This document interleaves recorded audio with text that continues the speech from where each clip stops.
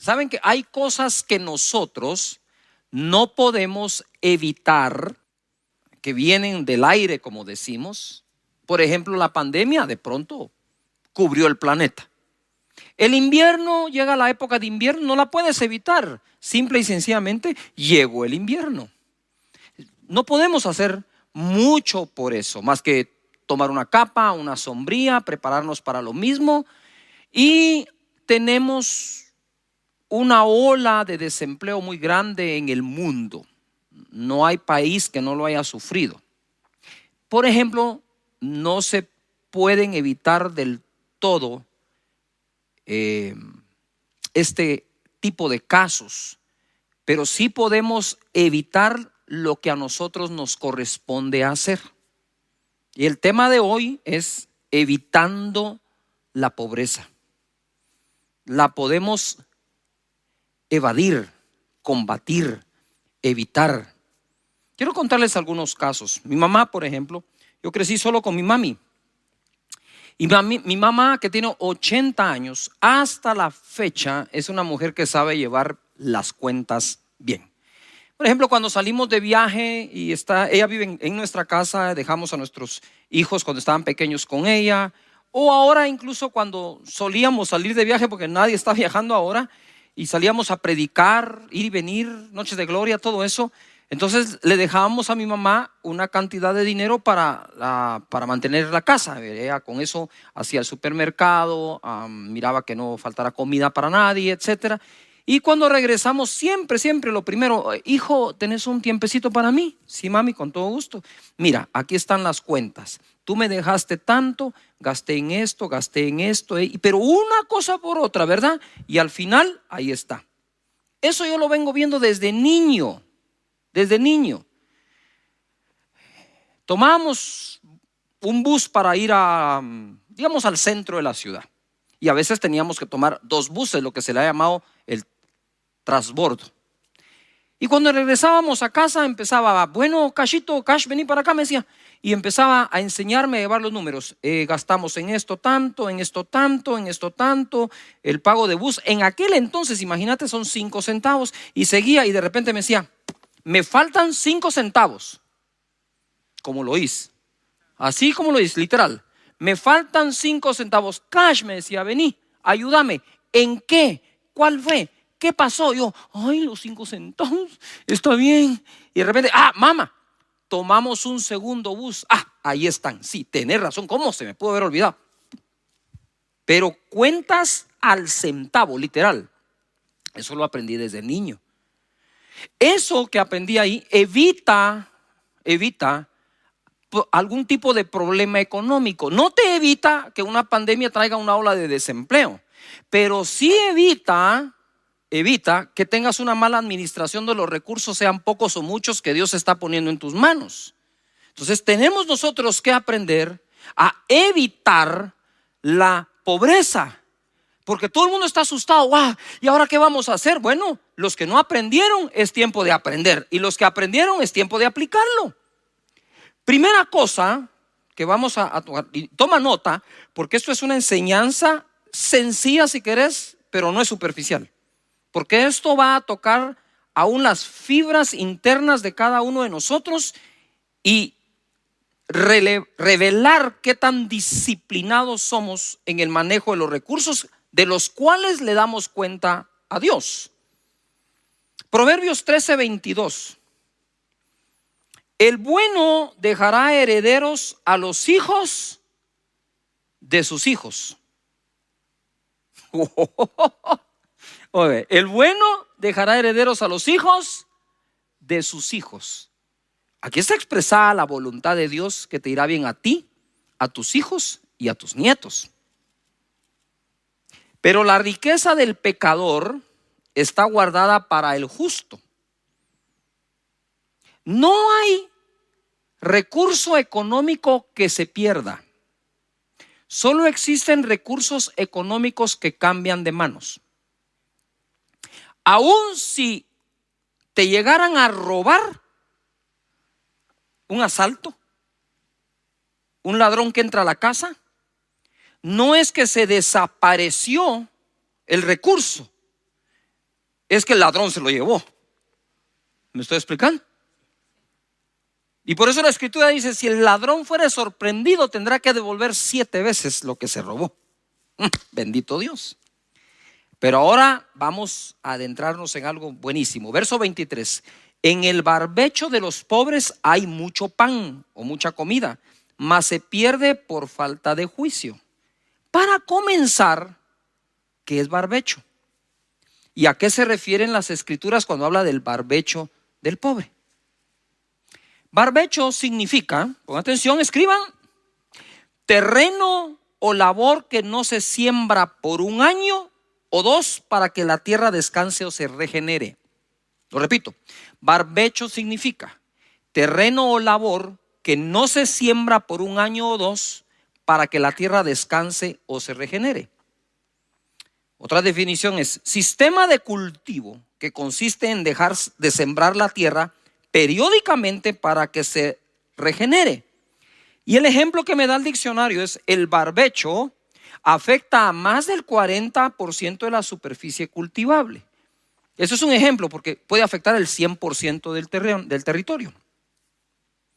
Entonces, el pueblo de Israel, por ejemplo, debía por la ley debía cultivar 6 años la tierra y el 7º dejarlo descansar. Entonces ese 7º año, si toda tu tierra no la siembras, se vuelve ¿un qué? Un barbecho. Pero ¿por qué dice que en el barbecho hay abundancia de pan pero se pierde por falta de juicio? Muy sencillo.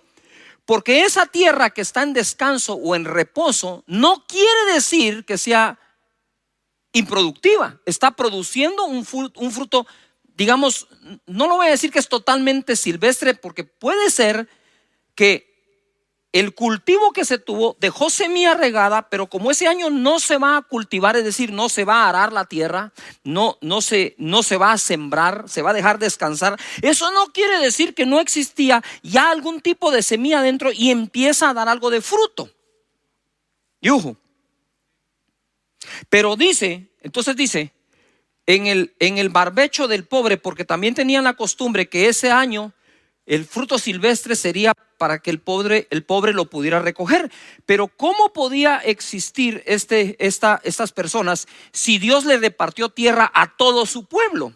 Simplemente existían por el menosprecio que algunos le dieron a la bendición recibida por Dios. La descuidaron y ahora les tocaba recoger ese fruto. Pero independientemente, quiero que pongan atención, independientemente para quién era, en el barbecho siempre va a haber producción. Voy a parar, te voy a dar otro ejemplo. Existe un barbecho emocional, según el diccionario.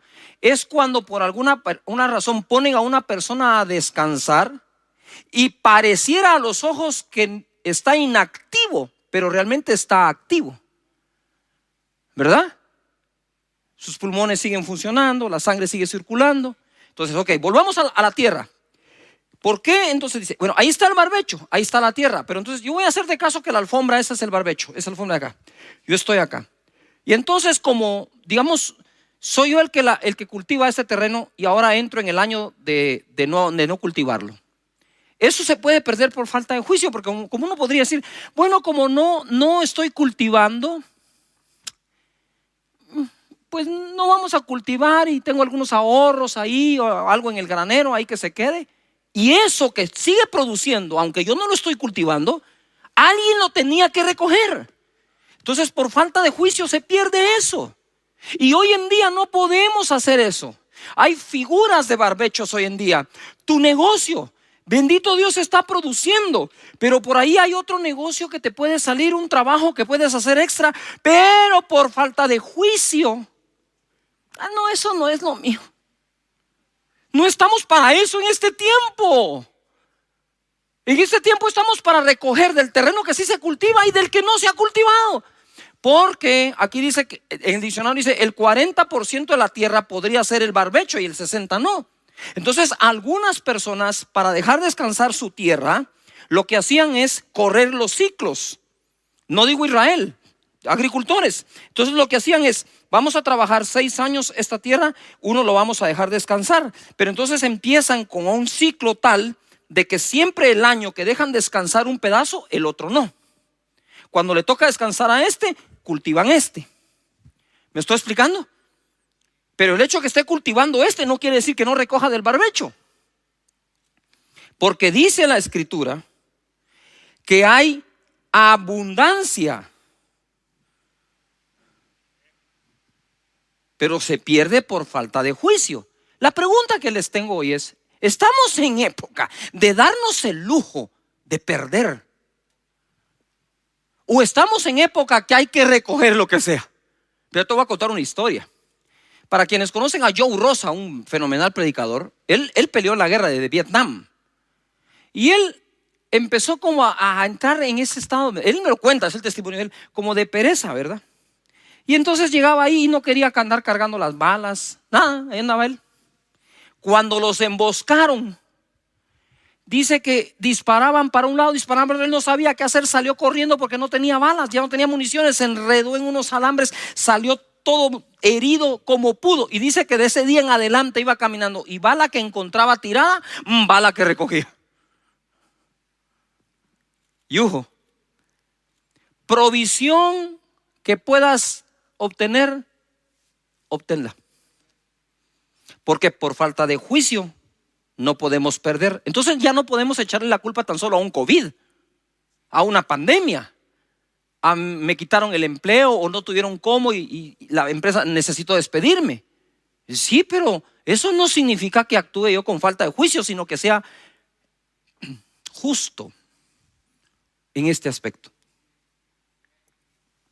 Creo que estamos aprendiendo, ¿no es cierto? Mira, el verso 24 dice: el que detiene el castigo a su hijo, aborrece, mas el que lo ama desde temprano lo corrige. ¿Qué hace ese verso ahí? ¿Qué hace ese verso ahí? ¿Qué tiene que ver la abundancia en el barbecho con corregir al hijo desde temprano?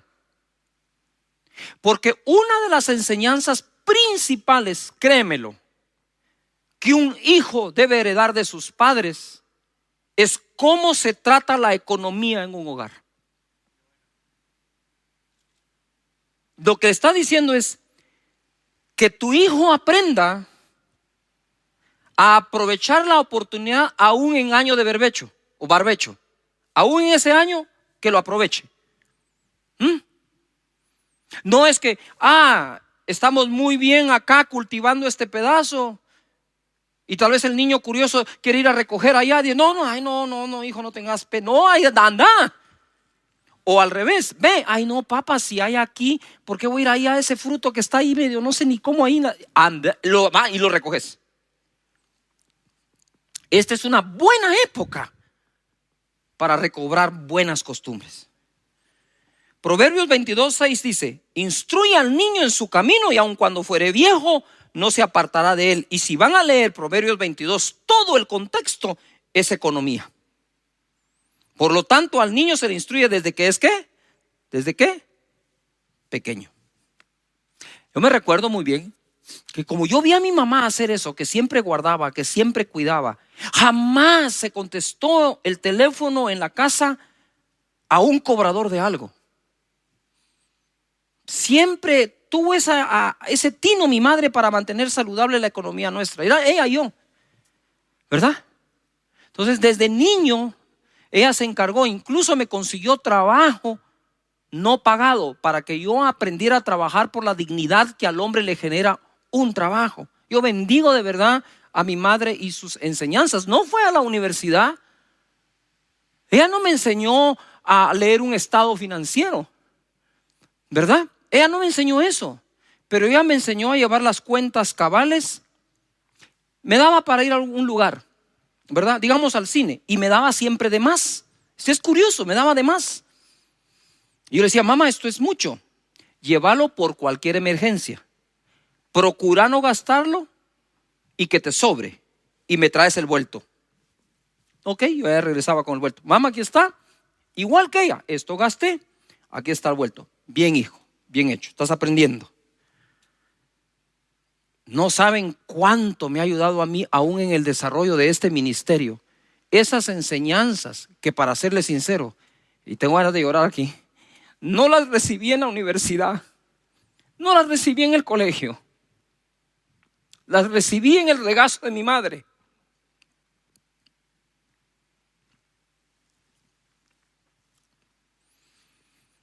Otra cosa que debemos evitar en esta época es la necedad. Proverbios 14:1. La mujer sabia edifica su casa, mas la necia con sus manos la derriba. Lo que cuesta llegar a tener algo, construirlo, para que por necedades se derribe, se destruya o se pierda. Palabras que significan algo similar a la necedad. Inepcia, estupidez. Sí, me oyeron bien, eso lo dijo el diccionario. Simpleza, tontería, ignorancia, insuficiencia, incapacidad, ineptitud. Lo contrario a necedad es sabiduría, ingenio, habilidad, capacidad, aptitud, agudeza. Así que hay que evitar la falta de juicio, hay que evitar la necedad, y ahora les doy otra: hay que evitar la pereza. Estaban dos amigos y queriendo encontrar trabajo, ¿verdad? Entonces llegaron a la casa de una persona, tocaron la puerta, salió, le dijo: mire, disculpe, le dijo uno, yo quisiera saber si usted tiene algún trabajo que yo pueda hacer por usted. Le dijo: qué bueno que vinieron, porque tengo una gotera en el tejado, en el techo, y quisiera que ustedes la compongan. Le dijo: ay, fíjese que no puedo. ¿Y por qué no puede? Las alturas a mí me dan vaído, me dan mareo y me puedo caer y no puedo. Bueno, ¿qué? Le dice: mira, ¿qué más? ¿Pero tiene algo mal? Le dijo: bueno, sí. Le dijo: mira, haceme por favor, entra el fregadero, el lavatrastos está a mano y es de apretar unas cosas y se compra. Ay, fíjese que no puedo. ¿Y cómo así no puede? Le dijo: es que fíjese que no, nosotros no tenemos ese tipo de fregadero en la casa, entonces no sé cómo. Bueno, está bien, le dijo. Mira, no sé qué más decir. Haceme el jardín. Le digo: ay, no seas carne. Me corto las manos y hago el jardín. Le digo: mira, ¿y qué sabes hacer? Le dijo. Pues yo nada, le dijo. Y le pregunta al otro: ¿y vos qué haces? Y yo soy su asistente, dijo. ¿Usted sabe que hay haraganes que tienen asistentes? Sí. Hay gente. Ay, padre. Bueno, dice el dicho: el que le vaya al guante, que se lo plante, ¿verdad? Pero la pereza es uno de los más serios pecados que existen, porque sus consecuencias son muy malas. Eclesiastés 10:18 dice: por la pereza se cae la techumbre, el techo, y por la flojedad de las manos se llueve la casa. O sea, está tomando en cuenta el chiste. Hay una gotera, no la cubro, no hago nada, se hace más grande, se termina cayendo todo, se termina inundando todo. Mira, en la traducción, en otra traducción dice así, en Eclesiastés 10:18: en la casa del perezoso pasan muchas desgracias. No es Satanás, no es el diablo, es la pereza. Dice: en casa del perezoso pasan muchas desgracias. Primero se cae el techo y después toda la casa. Padres de familia, ustedes no pueden construir una casa y no educar a los hijos para que no sean perezosos, porque la casa que construiste, la pereza de otro va a hacer que se caiga. Dice: pastor, pero lo que me está diciendo, miren, es que es en serio. Yo he estado orando para acompañarlos durante la pandemia, no solo combatiendo la enfermedad, orando, ¿verdad? No solo es combatiendo la provisión, creyendo a Dios que vendrá la escasez de provisión, sino que Dios la dará, sino volviéndonos sabios en el uso de los recursos que Dios nos manda. Así que no a la falta de juicio, no a la pereza, no a la necedad. Menospreciar el consejo. Bueno, contrario a la pereza es diligencia, acción, aplicación, ser aplicado, actividad. Hay que poner a la gente a hacer algún tipo de actividad. Es cierto, hay que guardar el distanciamiento, no puedes salir, no puedes andar cerca del contagio, pero debemos hacer actividad en la casa, actividad productiva, leer un libro, aprender algo, seguir estudiando, porque si de la costumbre de trabajar pasamos a la pereza, mejor ni sigamos. Proverbios 13:18 dice así: pobreza y vergüenza tendrá el que menosprecia el consejo. Pobreza y vergüenza tendrá el que menosprecia el consejo. Menospreciar es hacer de menos. Mas el que guarda la corrección recibirá honra. Está hablando en el contexto económico. Pobreza y vergüenza tendrá el que menosprecia el consejo, mas el que guarda la corrección recibirá honra. El deseo cumplido regocija el alma, pero apartarse del mal, oíme, mira, apartarse del mal es abominación a los necios. O sea, hay cosas abominables al sabio. Es ridículo, absurdo e irónico que existan cosas que son abominación a los necios. Para un necio, apartarse del mal es una abominación. Así lo ven. Yuhu, ¿está buenísima o no está buenísima? No voy a cancelar la conexión en este momento. Si esto se está poniendo bueno, se va a poner mejor. El que menosprecia el consejo. ¿Qué significa consejo en la escritura? Significa disciplina, corrección, reprensión, advertencia, doctrina o enseñanza. Una de las cosas que más cuesta apreciar es tener una disciplina. No solo la disciplina de corrección, sino la disciplina de ser disciplinado en algo. Cuesta mucho aceptarlo, pero tiene mucho poder. Cuesta mucho aceptar una reprensión o una advertencia, ese famoso te lo dije, ¿verdad? Pero para no decir te lo dije, insista cuando lo diga. No se rinda. Doctrina, enseñanza. Desarrollar sabiduría para aquello que trae la provisión a tu vida es imperativo. Debes desarrollarla y mientras encuentras que sí, apártate del que no. Mientras encuentro toda esa actividad que necesito desarrollar, me aparto de la pereza. Mientras desarrollo toda la sabiduría, me aparto de la necedad. Mientras desarrollo un correcto juicio de las cosas, me aparto de la falta de juicio. Mientras me vuelvo diligente, me aparto de la negligencia. Mientras encuentras el que sí y se desarrolla, empieza a evitar el que no. Proverbios 13:18 dice así: si no aprecias la disciplina, te espera la pobreza y la deshonra. ¿Qué tiene que ver esto con COVID? Nada. Pero si a COVID, época de COVID, le agregas esto, créanme que si hay una época para dejar de ser necios y volvernos sabios, es esta. Dejar la pereza y volvernos trabajadores es esta. La gente me pregunta: pastor, ¿cómo está? ¿Cómo estoy? Trabajando todos los días, desde que se abren mis ojos hasta las 11 de la noche y más. Trabajando, dándole duro. El evangelio debe seguir corriendo. Tenemos la responsabilidad de que llegue a todo el mundo. Si no aprecias la disciplina, te esperan la pobreza y la deshonra. Si aceptas que se te corrija, recibirás grandes honores. ¿Cómo nos alegramos cuando se cumplen nuestros deseos? ¿Y cómo le cuesta trabajo al necio apartarse del mal?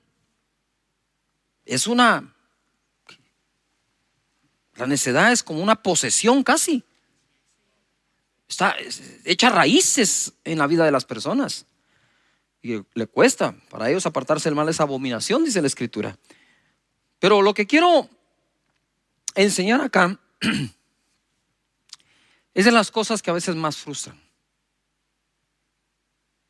Este ministerio de verdad es hermoso, Y existe, gracias a la misericordia, la gracia de Dios, su favor, a todos los donantes que han aprendido a honrar a Dios, pero también a la sabiduría que en su misericordia Dios ha derramado para administrar todas las cosas. Es una combinación. Entonces las personas a veces creemos lo que creo yo.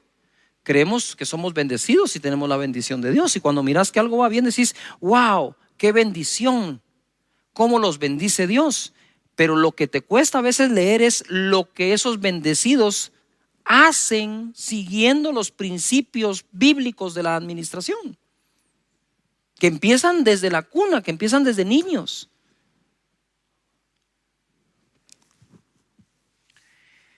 Actuar precipitadamente, tenemos que apartarnos de eso. Proverbios 21:5 dice: los pensamientos del diligente, póngale coco, los pensamientos del diligente ciertamente tienden, ¿a qué dice ahí? A que abunde algo. Entonces aquellos que piensan que algo abunde, ya es una señal que son diligentes. La tendencia del pensamiento del diligente va hacia la abundancia. Mas todo el que se apresura alocadamente, de cierto va a la pobreza. Como decía yo una vez, bueno, si la gente nos critica tanto por las enseñanzas que damos para que les vaya bien y tengan éxito, pues ahora les estoy dando una enseñanza para que no lo tengan. ¿Ah? Sí, aquí está todo lo que tenés que hacer para tener éxito, y aquí está todo lo que hay que hacer para no tenerlo. Tú escoges, como Dios dijo, el bien y el mal. Te aconsejo, escoge el bien. Entonces acá tenemos esto se pone buenísimo, mira. Dice: los pensamientos del diligente ciertamente tienen a la abundancia, mas todo el que se apresura alocadamente, de cierto va a la pobreza. Diligente, ¿qué significa? Afinado. Afinado en lo que hace. Estricto, decidido y visionario. ¿Qué es abundancia? Preeminencia, utilidad, superioridad. Entonces la mente del diligente, el que es afinado en lo que hace, estricto, visionario, decidido, tiende a la preeminencia, la utilidad y la utilidad. ¿Ya? ¿Está buenísima o no? Esta es una clase. Proverbios 21:5 otra vez en la versión Dios habla hoy. Ojo, este se pone. Los planes bien meditados, subrayen meditados, los planes meditados dan buen resultado. Es decir, se hace un plan, se medita, se revisa, se hace una acción ficticia así, de correr lo llamamos nosotros. Vamos a correr el plan, ¿verdad? A ver si resulta. Eso es hacer un plan meditado que tiene un buen resultado. Los que se hacen a la ligera, los planes a la ligera, causan la ruina. ¿Yuhu? Entonces, un plan que se hace a la ligera, apresurarnos alocadamente, puede ser una de dos cosas: haber hecho planes a la ligera sin meditar bien, aun cuando es para largo plazo, o haber dejado todo para última hora, que terminamos planeando de forma precipitada. ¿Me expliqué? Yo le encuentro más sentido a la segunda interpretación. Es decir, yo puedo venir y sentarme a planear. Así, sí, aquí está, hagan esto. Ahora, si dejo todo al tiempo y lo que tenía que haber planeado con tiempo de antelación, ahora lo que tenía que haber planeado hace 3 meses, no lo hago. Mira, o sea, la semana entrante, y ese plan que hago precipitado porque ya tengo el tiempo encima, no produce un bien. Normalmente eso causa la ruina, dice la Escritura. Ahora voy a hacer un paréntesis muy importante aquí con todo lo que pasa con el virus y la pandemia. Ustedes saben que mucha gente está muriendo porque está dejando las acciones a tomar para última hora. Cuando ya llegan a última hora, ya eso precipitado, ya cuesta más sacarlo adelante.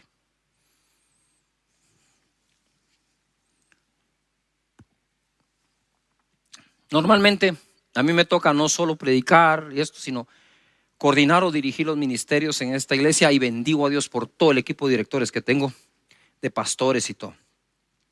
Pero cuando alguien a mí me trata de tomar en la puerta cuando ya voy para afuera, para decirme, mira, disculpa, fíjate que necesitamos tomar esta decisión, momentito aquí, ya vamos para afuera, y lo que me estás pidiendo me presiona a tomarlo a prisa. Yo no tomo nada a prisa, con permiso, nos vemos, mañana es otro día. No podemos acostumbrarnos ni acostumbrar a nadie a ser personas de última hora, porque entonces precipitamos los planes. En el verso 6 dice, las riquezas que se obtienen por medio de mentiras son ilusión pasajera de los que buscan la muerte. Esto está muy grueso, pues. Amo el libro de Proverbios. Ustedes saben que el libro de Proverbios dice los dichos profundos. Si querés tú una predicación profunda, no es aquella predicación que no entiendes, es aquella predicación que considera los proverbios, porque dice la Biblia de ella misma que los proverbios son los dichos profundos del sabio.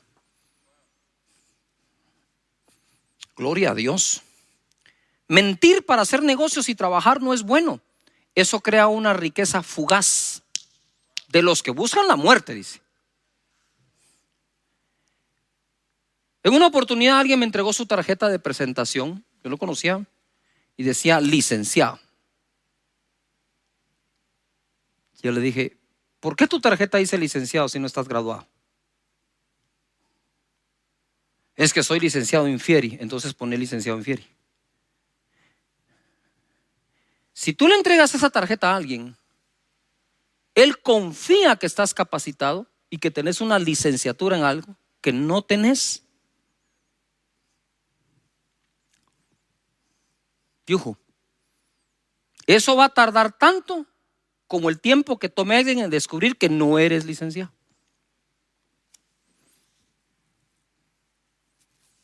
Me recuerdo un caso que tuve yo.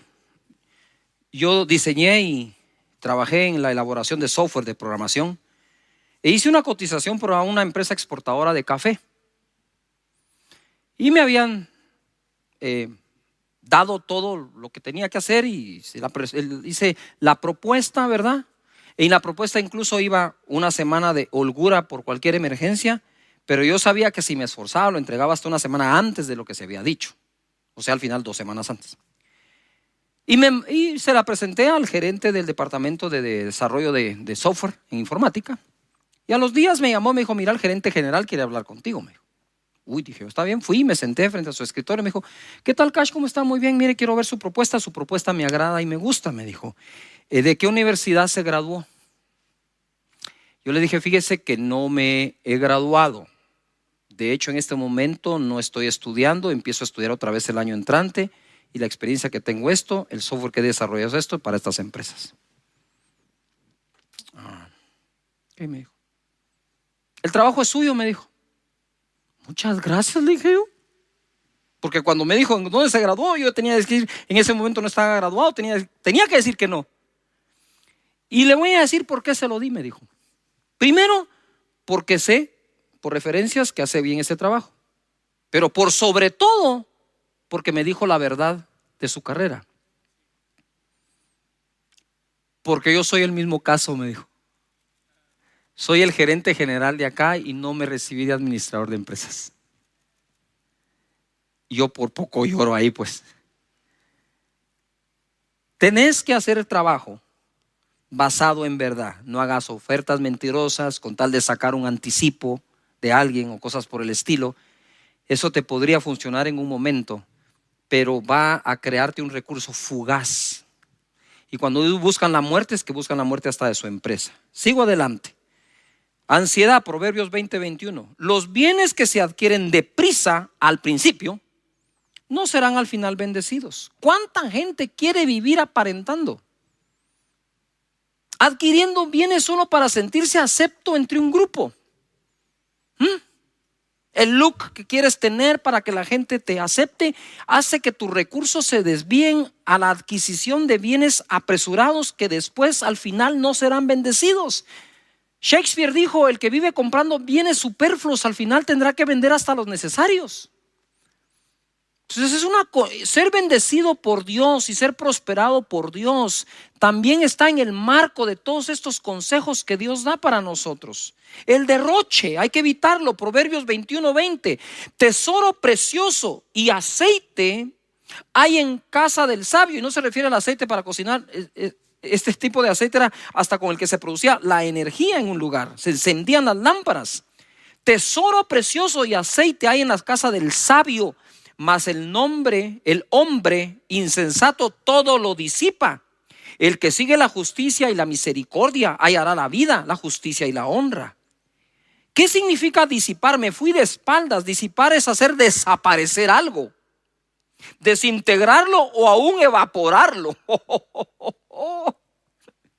Es decir, que el hombre insensato o necio es capaz de evaporar los bienes, de disiparlos. Todo lo disipa, todo. En la versión Dios habla hoy dice: en casa del sabio hay riquezas y perfumes, pero el necio gasta todo lo que tiene.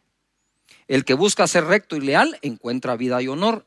Es esto precisamente el error que cometió el hijo pródigo. Pródigo significa el que derrocha, el que malgasta. En casa del sabio, otra versión dice: en casa del sabio hay riquezas y perfumes, en casa del tonto solo hay desperdicios. Quiere decir que la manera en que alguien desperdicia revela el nivel. Ay, Diosito, lo digo. Si lo digo. La manera en que una persona desperdicia revela el nivel de tonto que es. Vicios y malas juntas. Aguántenme un poco más porque eso está bueno.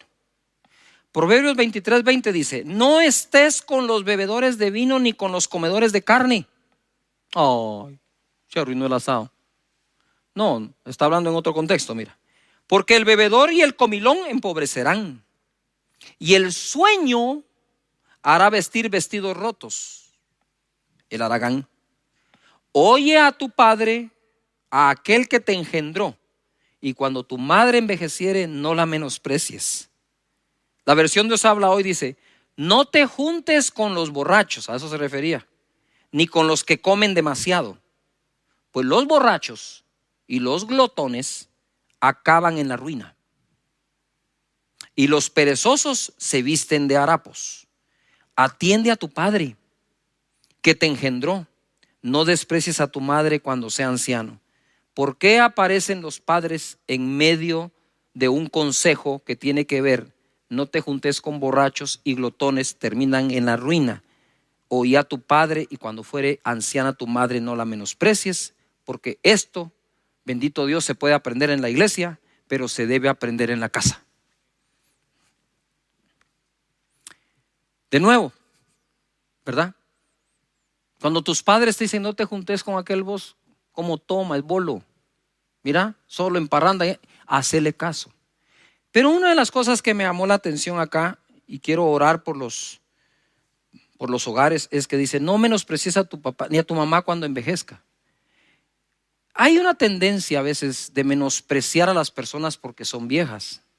La primera que yo aprendí es: ellos ya llegaron a viejos y yo todavía estoy en camino. O sea que algo hicieron para llegar ahí. Algo hicieron para llegar ahí. Y mucho de eso que hicieron para llegar ahí nos lo están transmitiendo vía sus consejos. Por lo tanto, no menosprecies a tus padres por ancianos que sean.